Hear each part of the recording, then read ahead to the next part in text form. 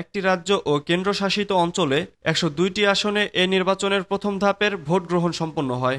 দ্বিতীয় দফায় দেশটির ১৩টি রাজ্যের ৮৯টি লোকসভা আসনে ভোট গ্রহণ। ছত্তিশগড়, কর্ণাটক, কেরালা, আসাম, বিহার, মণিপুর, রাজস্থান, ত্রিপুরা, মধ্যপ্রদেশ, মহারাষ্ট্র, উপপ্রদেশ, পশ্চিমবঙ্গ এবং জম্মু কাশ্মীরে ভোট গ্রহণ হবে। ভারতের নির্বাচন কমিশনের তথ্য অনুসারে শুক্রবার দ্বিতীয় দফায় সবচেয়ে বেশি ভোট গ্রহণ হচ্ছে দক্ষিণ রাজ্যের কেরালায়। এই রাজ্যের ২০টি লোকসভা আসনের সবকটিতেই ভোট হবে একদিন। দ্বিতীয় দফা ভোটের লড়াইয়ে মাঠে রয়েছেন একাধিক হেভিওয়েট প্রার্থী। তাদের মধ্যে রয়েছেন কংগ্রেস নেতা রাহুল গান্ধী, অ্যানি রাজা, শশী থারুর, নবনীতা রানা, ওম বিড়াল, হেমা মালিনী, অরুণ গোভিল এবং প্রহ্লাদ যোশীর মতো প্রবীণ প্রার্থীরা। কেরালা নানা কারণেই এবার লোকসভা ভোটে আলোচনার কেন্দ্রবিন্দু। রাজ্যটির ওয়ানাড়ে থেকে প্রতিদ্বন্দ্বিতা করছেন রাহুল গান্ধী, গতবারে জয়ী তিনি।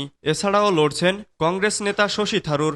দ্বিতীয় দফার ভোটে রাজ্যটির ২০টি আসনের ভোটযুদ্ধে ২,৭১,০০,০০০ ভোটার ১৯৪ প্রার্থীর ভাগ্য নির্ধারণ করবেন। আর নানা কারণে ওয়ানাড়ে, ত্রিশূর এবং থ্রিরুবন্তপুরম এই ৩ আসনের দিকে নজর গোটা দেশের।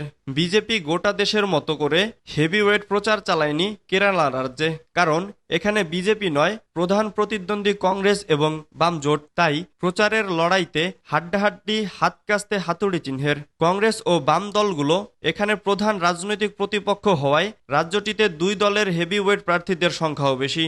ভারতের লোকসভা নির্বাচনের দ্বিতীয় দফার ভোট গ্রহণ চলছে। ভারতের লোকসভা নির্বাচনের দ্বিতীয় দফার ভোট আজ। দেশটির ১৩টি রাজ্যের ৮৯টি লোকসভা আসনে ভোট গ্রহণ চলছে। শুক্রবার সকাল ৭টায় শুরু হওয়া এ ভোট চলবে সন্ধ্যা ৬টা পর্যন্ত। এর আগে গত শুক্রবার একটি রাজ্য ও কেন্দ্রশাসিত অঞ্চলে ১০২টি আসনে এ নির্বাচনের প্রথম ধাপের ভোট গ্রহণ সম্পন্ন হয়। দ্বিতীয় দফায় দেশটির ১৩টি রাজ্যের ৮৯টি লোকসভা আসনে ভোট গ্রহণ। ছত্তিশগড়, কর্ণাটক, কেরালা, আসাম, বিহার, মণিপুর, রাজস্থান, ত্রিপুরা, মধ্যপ্রদেশ, মহারাষ্ট্র, উপপ্রদেশ, পশ্চিমবঙ্গ এবং জম্মু কাশ্মীরে ভোট গ্রহণ হয়।